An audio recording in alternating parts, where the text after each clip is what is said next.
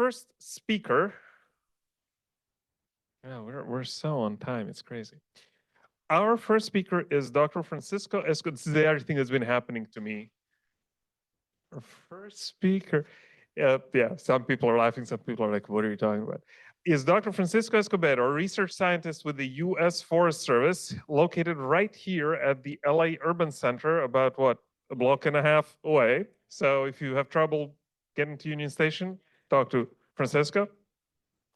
And I'll let Francisco take it from here, but Francisco is one of the relatively few Forest Service scientists who focuses on urban forests and specifically on the social and economic, to some extent, aspects of urban forestry. So Francisco's work spans a fairly large range of both settings and continents, including things like fire, which is not something we're talking about today. But it's actually really cool to see, at least for those of us who've been in this game for some time, how the U.S. Forest Service has really evolved its research arm, because, for instance, Forest Service, for those of you who are unfamiliar with the arcane details that no one ever asks about, Forest Service has sort of several arms to it. The biggest one is the National Forest System, which is, you know, exactly what it sounds like. But another arm of it is the research arm. Forest Service is one of very few federal agencies, maybe two, something like that, that have a research arm. I think Forest Service and USGS, and that's about it, which is kind of amazing if you think about it. So Francisco is part of a fairly small cadre of scientists who are dedicated to helping us better understand the dynamics of our urban forests, specifically the social dynamics. So I'll let Francisco take it from here. Oh yeah, wait, back up. Everybody get up. Yeah, standing ovation before and after. Thank you. That's no, you want this. Yeah, you want this. Yeah, you want this. This is yeah. Thank you. Thanks for a great introduction. You want to hold the mic or do that? All right, mic goes back in. Well, thank you, Igor, for that great introduction and presentation. So I'm a research social scientist with the Forest Service, but in the past, I've had the title of forester and soil scientist for the Forest Service as well. I've been a professor of urban forestry, and I've been a professor of socio-ecological systems.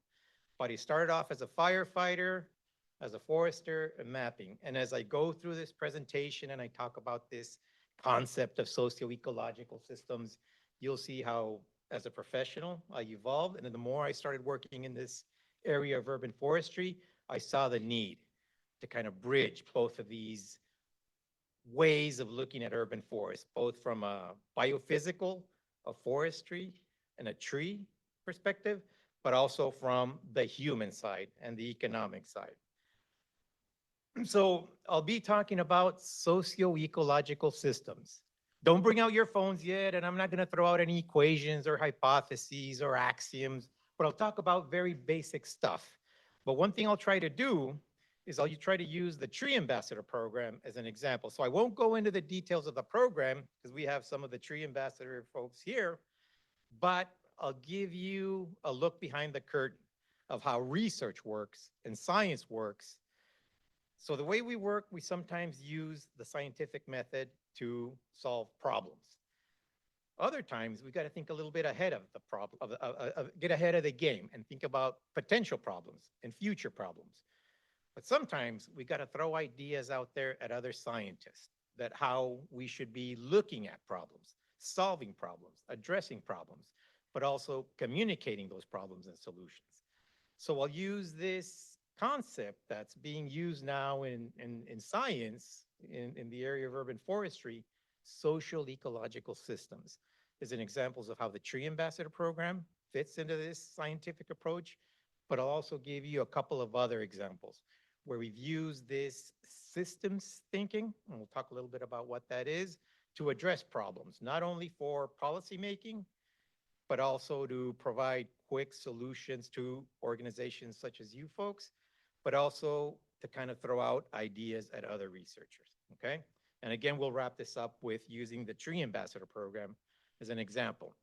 So socio-ecological systems, no need to go back into the history, but as the more I talk about this, you'll see it really makes sense in the way we can approach tree plantings, urban forest management, community outreach, changing behaviors, generating information, fact sheets, etc. Okay? So what the social ecological systems approach is basically how we can try to understand and communicate the interrelationship between everything. The tree to the site, the soils to the neighborhood to the people to society, the policy making to the ordinances, all right? And this is to make it relevant that we're all part of the same system. And a lot of this socio-ecological systems comes out of sustainability science, right? Because sustainability is just not the environment, and it's just not the economy, and it's just not society, it's everything, right? So this is what this thinking did, especially from us for researchers, that it broke us away from this disciplinary thinking to this transdisciplinary thinking. And I'll explain a little bit about what that is, okay? The other thing we realized also as researchers is that the things we were studying weren't static. We don't just plant a tree, water it, grow it, establish it, come back, prune it.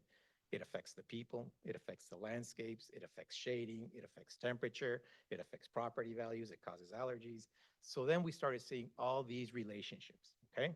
So these things, these systems, cities, urban forests, neighborhoods are dynamic, but they're very complex.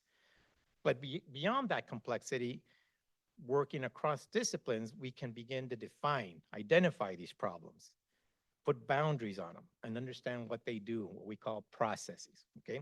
So they're very complex. And no, as researchers, not one discipline can address these sustainability issues, but we have to work across disciplines. So from a couple of years ago, what we were calling interdisciplinary research, that the forester was working with the arborist was working with the community organizer, that the community organizer was working with the sociologist. That was interdisciplinary. So now we're talking about transdisciplinary. Whereas researchers, we now have to work with folks like you, and we have to work with policymakers to provide these solutions, okay? So we've gone from interdisciplinary to transdisciplinary. And that's probably one of the biggest impacts this way of thinking, this way of doing research, this systems thinking has had on us as researchers. So this is it. And we'll be talking a bit about models. We'll talk a little bit about computer models and simulation models, but just simple conceptual models can really help us shape the way we think and address problems. So this is socio-ecological systems, basically. There's a biophysical reality and a biophysical world, but there's also a socioeconomic world. And when we look at these problems that have to do with sustainability, when we bring both of those aspects and both of those disciplines, that's when we can start understanding these relationships, right? But if you look at both of these worlds, both of these realities, we'll see that there's a lot of disciplines, a lot of components, a lot of those problems. So again, we can't address them as individuals or as researchers or as professionals, but working together, that's when we can begin to provide solutions, okay? So just as an example, in ecology, there used to be ecology in cities. We used to look at soils ecology. We used to look at forest ecology. We used to look at human ecology. But then we started thinking the ecology of cities. And this starts getting into this systems thinking, that cities are systems. There's inputs, there's outputs, there's waste, there's interconnected processes going on. And then more recently, ecologists are now saying, are using ecology for cities to provide solutions. And this gets into nature-based solutions. And even more recently, there was some researchers proposed this new concept of ecology with cities. So now we're actually working with the community and with policymakers, okay? So keep in mind, we're looking at different ways of thinking and the relationships. So now we're gonna give you a couple of examples from science. So these are conceptual models. I'm not gonna put any equations or hypotheses, but this top graphic is from public cancer screening programs for women. And this was a conceptual model that was proposed about 10 years ago, whereas you see there's intrapersonal characteristics, our age, our sex, our income. But to be able to look at those dynamics between people, you need to look at their social networks, their culture, right? So this gets into scales, what they call in ecology, that as individuals, we're part of a family, that family's part of a neighborhood, the neighborhood's part of a family, a community, I'm sorry, that community is part of a city, and that city, et cetera, you see? scales. But all these processes, all these scales are interrelated. Ecologists, you heard of resilience, right? So it's been around for a very long time, but in ecology, they started using these concepts of resilience that ecosystems grow, they burn, they regrow again. That's the adaptive cycle. So we've taken those lessons and we've applied them to very basic urban forest concepts. Scale, right? Will a tree, if we're planting one tree, affect tree cover in the whole city? It's part of it, right? There's these nuts at scales, but we know it will affect a home. We know it will affect a family. When we look at watershed processes, at what scale do we need to look at? We need to look at citywide tree cover, watershed level tree cover, right? So scale mismatches, that's another concept we use. And then this famous, what we call in research, the ecosystem service cascade, which is very basic. Every ecosystem has structure, species, sizes, distribution, soil types, species types, and they have a certain function. They process nutrients, they grow, they shade, they have productivity, they create biomass. This goes on with or without humans. But when we put humans into the picture, that's when we kind of identify those benefits, what we call ecosystem services. And then if we can assign a value, a level of importance to those services, then we can influence policy. Then we can manage, we can change that structure, change that process, maximize those benefits, minimize those costs, et cetera, right? Conceptual models. They're not always perfect, but they help us understand these interconnected and these relationships. But we know that. A lot of this makes sense, right? We've been doing urban forestry for a long time. Those are two examples of articles from the 1980s where they've looked at those problems. They looked at how trees affect well-being in folks in hospitals and the effect they have on property value. That's nothing new. But what I would say is that the difference, research is now different from 20, 30 years ago, is that a lot of us don't do research strictly with other forest researchers. We work with economists, sociologists, planners, community organizations, and policymakers. And this really gives us a more holistic, more long-term way of proposing solutions. It's not always easy. You guys working with researchers is not always easy. And for us working with you, it's not always easy. But at the end, we probably have a better solution that's more what we call policy relevant, that can actually make a difference. So I'll give you 3 examples. One example of how we use research with different disciplines to address kind of bigger level problems where we're trying to get ahead of opportunities and situations and problems. Another example where we're trying to understand how people perceive these benefits and costs. And then another more reactive where we work with an organization and use some of these methods to produce some answers that folks like you could use and have relatively quick turnaround time. So this was a project we did in 2010, 2012 in Houston. The EPA had proposed this policy, what they call state implementation plans, basically regulations to control ozone problems. So after you put rules, laws, regulate, how can we create incentives for industry and give them subsidies and credits for doing things kind of above and beyond? And one of the policies we proposed was tree planting. We know that trees affect air quality, but how can we integrate it into this policy? So we used interdisciplinary research. We worked with foresters. So we came up with some modeling scenarios, some case studies, where if we plant trees, use models to grow them out for 30 years, then we work with other atmospheric scientists, urban forest effects models. That's what U4 is. So that's what came before the iTree model. So we used this about 10, 15 years ago. So we work with atmospheric chemists, we work with economists to see, okay, we grow out trees, how much pollution do they remove over time? What does it cost over 30 years for those trees to grow out?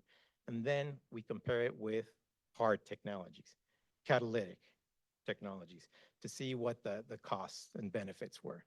So what do you think? How do you think tree plantings fared against hard technologies and catalytic technologies?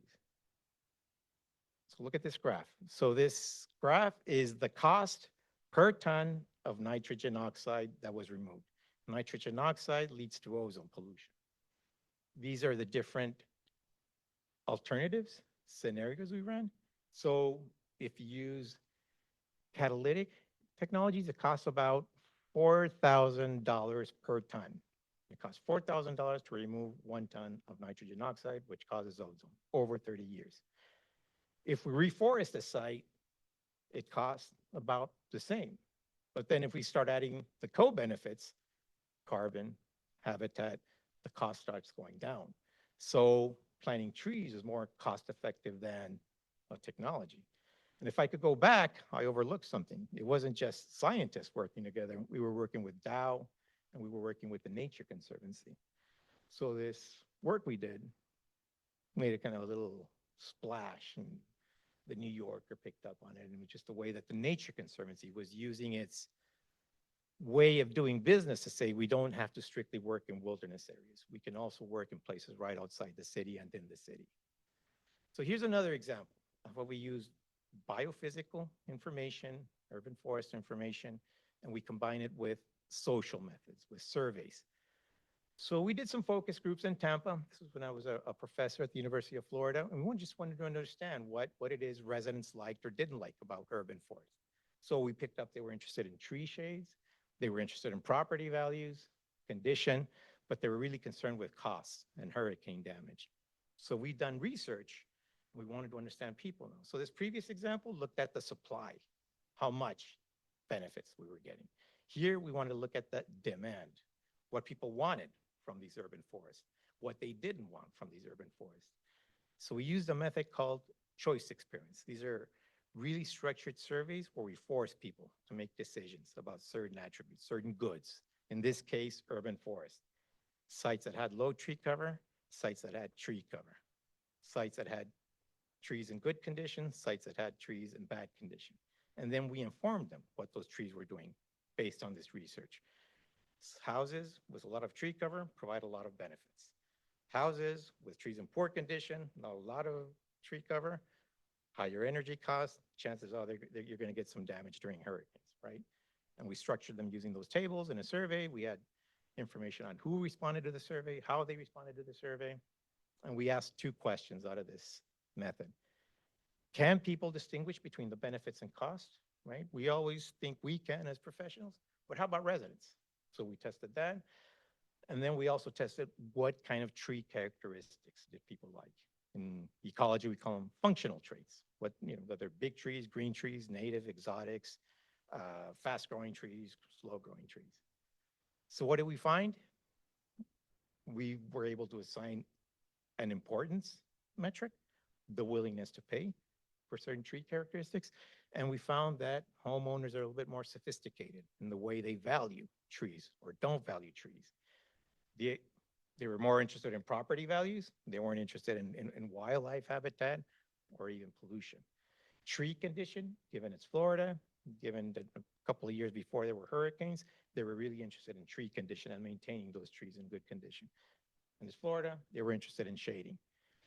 We got at some metrics of how much they were willing to pay to maintain those programs, to maintain those trees in certain condition.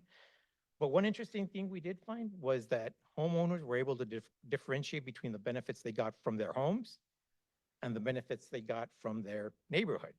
So scales, right? This is where we get to people, even though they may have not taken a course in socio-ecological systems, they can understand these relationships. So people also make these trade-offs. They know that if they invest in certain money, they're going to get certain benefits, but it's also going to come at a cost. So this was really interesting for us, that people do have a real nuanced way, homeowners have a real nuanced way of looking at the benefits and costs. And then looking at these tree types, usually we associate and we think that certain socio-demographic groups prefer native trees. Certain socio-demographic groups prefer fruit trees. At least with these populations, we couldn't really differentiate, right? Different people make different decisions about what they like and don't like. We did find that certain groups of people did prefer exotics over natives. And we also were able to identify how much they were willing to pay for certain types of programs that avoided exotic trees. So here's another way of looking at this problem, but more from a human side. So this next example is a little bit more proactive. So we're shifting geographies now. This is in Bogota, Colombia. So I worked as a professor in Colombia for a couple of years. So for a couple, when Enrique Peñalosa, he was the mayor of Bogota. When he got elected, he's actually a landscape architect. He started throwing out some tweets, and I'll interpret those tweets for you. Well, it's actually in English. So basically what this mayor was saying that having a lot of trees in parks was bad. They filled them with trees. People couldn't play soccer. They couldn't enjoy the green space. More trees, bad. That if you put more trees, it caused more shade. It was a little bit too dark. People didn't like trees. So community organizations were really, well, how do we address this? So when we was at the university, they came to us, can you help us with this? So at that time, I was at a university. There were ecologists, there were economists, there were urban planners, there were anthropologists. So we said, so how can we do this? Something real quick. Well, we can't go out and do surveys. We can't go out and do measurements, but we have data. We have a tree inventory with over 1 million different individuals that were measured all over the city. We have crime statistics. We know unemployment rates at this neighborhood level. We know what the different land use, land covers are. So let's see what these relationships, let's see if this mayor is right. Trees scare people and trees cause more crime. So what did we find? Fewer homicides in places where there were taller trees and there were more dense trees, greater number of trees. So the opposite. We found a correlation that the more trees you have, the less homicides you have. That the taller those trees were, the less crime there was.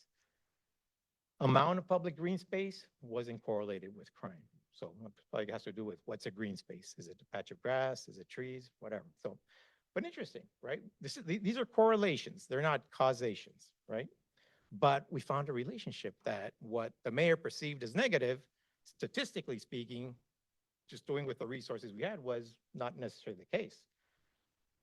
So finally, we come to the Tree Ambassador Program. And this is an example where we used research. We used the work we did with the tree ambassadors to kind of propose new ideas for other folks to kind of consider in the way they think about tree plantings and public health benefits. So we worked with the first round of tree ambassadors back in 2021, 2022. There was 12 of them. And this was led by Edith de Guzman, folks in city plans, a bunch of people that cooperated. But our role as researchers was to be kind of behind the background and provide technical assistance, do translations, but also help Edith de Guzman, who used a lot of this for her PhD dissertation, to help her with data analysis. So this is where we worked a little bit, and we came up with a conceptual model that, based on what the tree ambassadors were doing, based on some methods we did, we proposed a way of thinking, of being able to link community action with public health benefits. So to us, that makes a lot of sense. But a lot of times when we see these publications and these projects, we plant a tree, there's improved health benefits. Well, here I think we provided a framework to kind of guide people along and show research how to relate these different scales and interrelationships. So the biophysical, and here's another term that we use in socio-ecological systems, context. The realities, both biophysical and socioeconomics. So these tree ambassadors were from different parts of Los Angeles. These different parts of Los Angeles have different realities in terms of canopy, in terms of pollution burden, in terms of heat burden, right? Different individuals from different contexts, biophysical context. But let's get a little bit at the human side, the social side, the perception side. So we, as part of this program evaluation, where we simply wanted to know what effect this program and this training and these activities were having on the ambassadors, we used it as a way to kind of gauge at, okay, what's the social side of this? How can we kind of communicate this learning process to others through our publication? So we did some focus groups. They were led by Edith de Guzman. A lot of these PowerPoints are hers, by the way. We used surveys and we used interviews. So these weren't 1,000 respondents like we had in that Florida survey. There were just a couple, but they helped us to kind of outline, think about this process, this framework that we wanted to propose. So we did surveys during the program and at the end of the program. And if you see some concepts there, some terms that we use: neighborhood, individual, you, neighbors, right? That's kind of gets at those inner relationships, right? And we did interviews.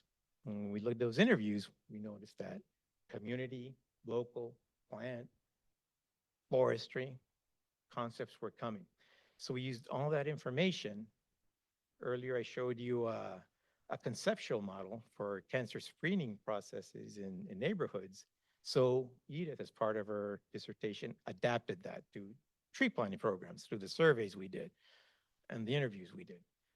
You see, it relates the individual to the society, the individual to the institutions for different health outcomes. And as we talk about scales across space, different parts of the city, different neighborhoods, we also included time. How long does a program take to be effective? A week, a month, a year, a decade, a century. So here we didn't come up with a quick, rapid solution for organizations. But what we did get from the information was a new framework that we proposed to other researchers. So, we, as usual, scientists, we presented at a conference. We have the program evaluation results that came out. But just last week, so as I'm talking about science, there's a peer review process, right? Where a scientific work goes out to other scientists. Other scientists look at it and say, well, it's right, it's wrong, it needs to be do this, that. So just last week, I got an article where they were proposing a new novel framework for relating tree planting initiatives to public health. So again, the way the peer process works is, wait, hold on, the tree ambassador has done this. There's a publication already done this. So right there, you could start seeing the effects of how this work from the tree ambassadors is already starting to be related to different researchers and scientists. So to wrap up, even though this socio-ecological systems theory has been used by research for publications, there's professors at universities that teach this. For us, the take-home message is that this new way of thinking has allowed researchers to work across disciplines, to look at problems from different angles. It's broken down silos. Working with community organizations is now a plus. It's now a way of identifying problems, what we call hypotheses, research questions. And I think this is a much more better way, more efficient way. So in conclusion, hopefully I kind of gave you, I opened the curtain and let you take a look at the way researchers think and approach things. Sometimes there's very rapid solutions. Sometimes they're a little bit more complex. Sometimes we can work with you and give you solutions. Sometimes it takes a little bit more time for us to analyze these problems. And sometimes we have our own discussions behind the curtains of how things should be done and how things could be done differently. Thank you.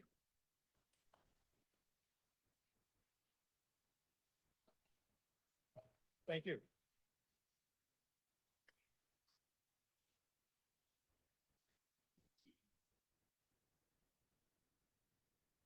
All right, who's got questions? Hands, questions? If you don't like me, just flag down Megan.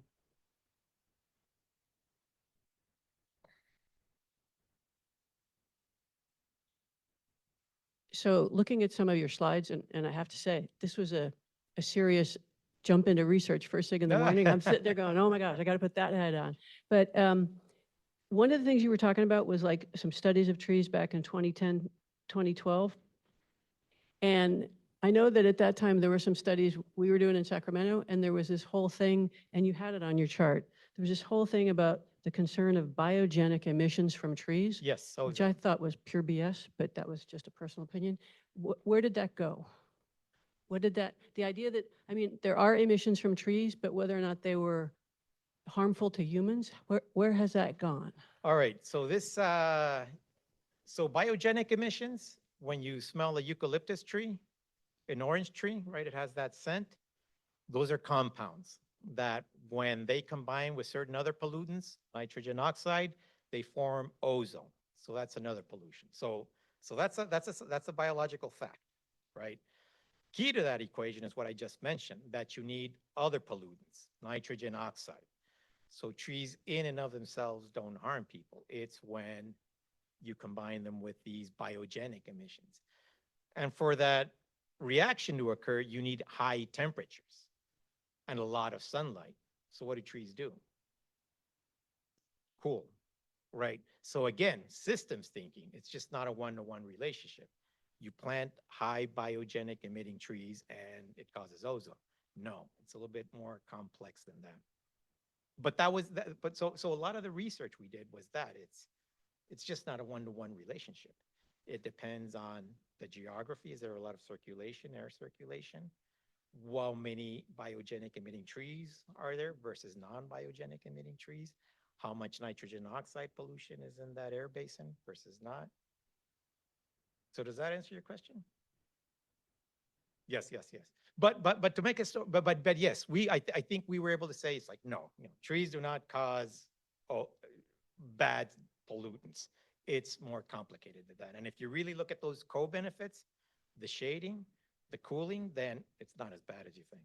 But that's a reality. When we do research, that's our job. It's sometimes we get these results that we might not necessarily help your organizations. Trees cause allergies. Trees fall. Trees burn.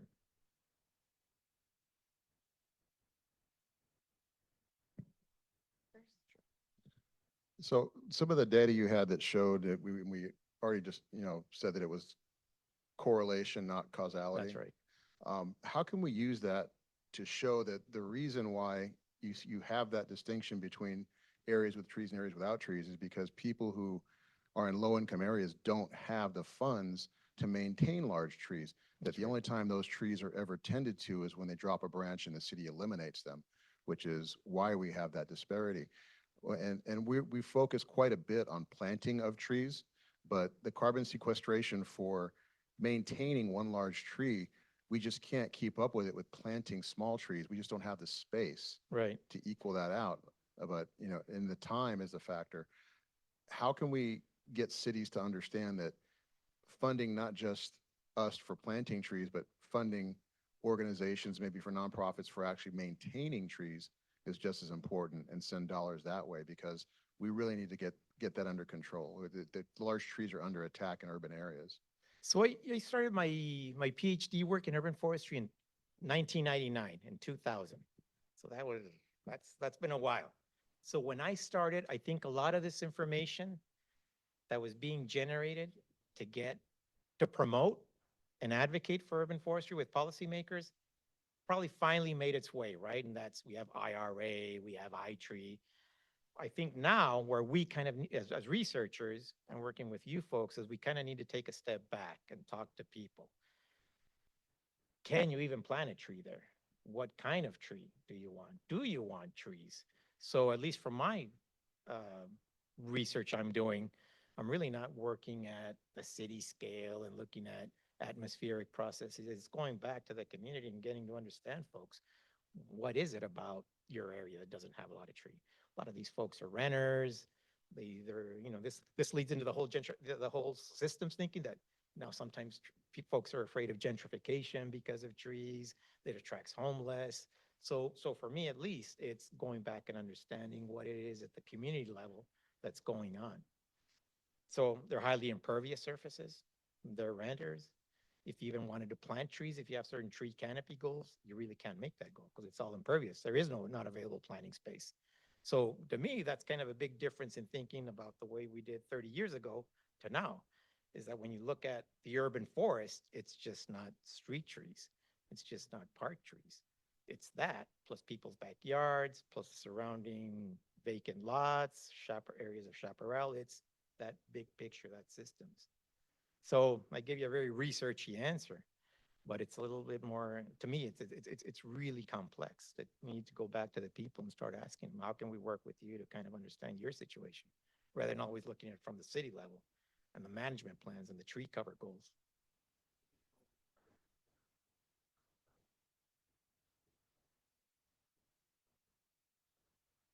And when those branches start falling down, who's going to clean it up, right? And if it's in someone's backyard, it's not the city, it comes out of their pocket, right? So those are the issues when we were doing the stuff in Florida with hurricanes, that's one of the issues that we ran into, that everybody was concerned, why isn't it certain neighborhoods don't have a lot of tree cover? It's folks from the Caribbean who've been through hurricanes, a lot of retired folks who don't want to deal with tree maintenance. It's not that they're against trees, they just don't have the ability to maintain them anymore. You started out talking about the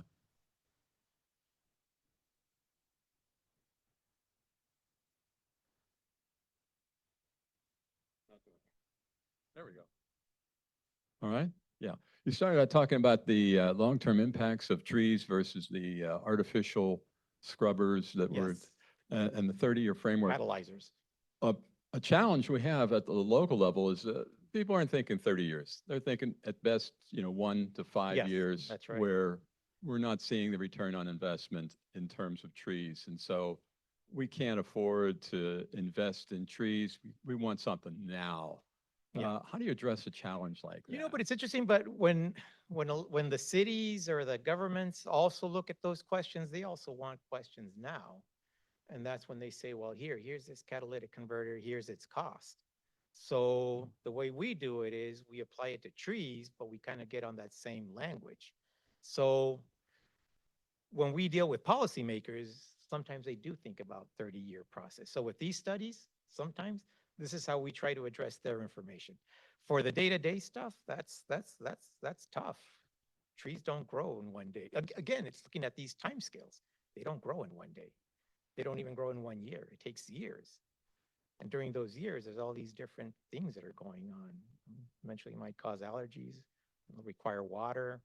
A lot of these folks were renters. It's not that it's the cost of water. It's just they don't have time, or they have no interest. They've got other things going on in their lives.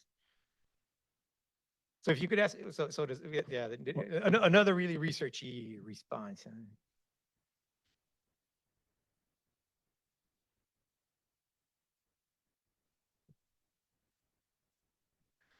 Thank you, Dr. Escobedo. It seems to me that there are these, like we go through these phases periodically where urban forestry, there are these benefits that we like to highlight. Yes. So, air quality or capturing carbon, and then for a while it's like, oh, they can also capture water. Public health, I That's think, right. has been more recently like the hot topic, to not to sell it, but you know what I mean, to promote or advocate urban forestry and its benefits. But I'm wondering if in your research you're or anyone's looking at some more nuanced, which are social cultural benefits. And I say that because having been at this for a number of decades, I see over time communities start to thrive in these really interesting ways, starting and really emerging out of the work they're doing in urban forestry. So that, for example, not 2 miles from here, the organization I'm with is very active, and there's this whole culture coming out of these communities. People are very interested in native trees and native plants and natural open space. And then that leads into things like advocating for fair housing or all these other social, social realities that you wouldn't necessarily, you were mentioning crime, but you wouldn't necessarily think about in urban forestry, but it creates this sort of vehicle, I guess, for just improving quality of life in general. And so are you trying to capture any of that social cultural change and improvement that may emerge out of urban forestry? Yes. So just like you said, Aaron, I think, we've gone through different phases and different parts of the country, and different communities have gone through different phases as to what benefit is most catchy, right? So I think as those of us that are working in urban forestry, whether it's research or practitioners, need to be a little bit nimble. I don't think I could get too fixed on air pollution or carbon sequestration, because those things come and go. They're fat. We talked about scales. There's time scales also. Just like things change across space, they also change across time. So these benefits come and go as interest. What was carbon sequestration was really interesting 10 years ago. Now it's exactly what you're getting at, Aaron. A few years ago, it was the public health benefits, but now a lot of people are interested in these other benefits: the sense of place, the sense of patrimony, the sense of history, traditional ecological knowledge in cities. Right. So I think it's really important that we're really nimble. And again, breaking these silos and thinking transdiscipline, thinking across discipline and across communities and policymakers and researchers is really important. Because if we just stay stagnated, fads come and go, culture comes and go. The way we communicate comes and goes, you know, publications, newspapers, it's social media now, it's tweet, it's Insta, it's X, it's Instagram, right? It's TikTok.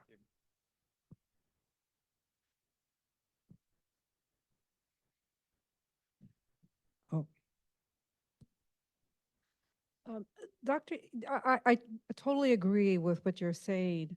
Um, You know, my background is more youth development. That's exactly where I've been for the past 30 years. And so the socio-ecological approach that you've set up there is applicable to the development of youth and the impact they have with their environments. It's like, oh, the theory. But it's interesting what you just said is that if we thought broader, just like you're saying, and we said, the funding for youth development in this country is huge right now, positive youth development. Matter of fact, the mayor's office here in LA has funding to do this, is Prop 68. And if we overlap urban forestry stewardship and urban forestry, and we overlapped it with, let's say, youth development or even youth workforce development, you have similar outcomes. So you can develop an urban forestry stewardship program that's working with trees that is the mechanism for youth development and workforce development. So now you brought in two different industries together that never really worked together because there's science behind youth development, and the science behind that is using the socio-ecological approach models for that. Then that would give any nonprofit several funding areas to look for funds. So in other words, it's not just looking for funds in an urban forestry department. You can be looking for funds through Substance Abuse and Mental Health Administration. You can be looking for funds through HUD, other types of, I mean, now, You know what they call that now? yeah, you just said it right now. Nature-based solutions. Nature-based solutions, that's what I'm Nature-based saying. solution. It's But- basic, it's what we've been doing for the last 30 But- years, but now if you market it as nature-based solutions, But here's the challenge, and I think maybe you can help us in the field. Here's the challenge, is that there's limitations in the research in this area Mhm. because the overlap is new. You know, people are not looking at the overlap of nature-based solutions, environmental education, and positive youth development. I think Stanford had a study out, but it's new. But perhaps if you or others would begin looking at some data collection, then when we're putting our grants together, that we're citing research that says this is a promising practice or there's some research behind it, well, it'll support us in the field. I mean, looking back there we need to start taking notes, Michelle. and because You know, it, so it- you, I yeah, and I mean, for example, the school districts are supporting by law social emotional learning, and they're Yeah, yeah. supporting this. But if we introduce the urban forestry projects, and I think that could be something that we can all kind of rally behind, and even legislators. You know, Sandy, one of the biggest limitations we have is as researchers and scientists is communicating, right? We can't do it all. We can't do the research, we can't do the science delivery, we can't do the community, we can't do it all. But we always get, it's like, well, all you do is your research publications and your data analysis. But I think sometimes it's beholden to folks to kind of meet us halfway. Sometimes you need to go outside of your discipline. You need to work with other organizations other than tree planting organizations to learn how they go about these different things. So I think we need a meeting of the minds or meeting each other halfway also. It's just like we learn from other disciplines. I think sometimes other organizations can learn from other sustainability organizations, other community outreach organizations.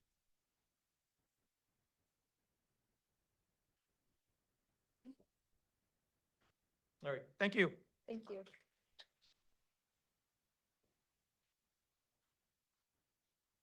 Thank you, Francisco. Okay, do we need a 5-minute bathroom break?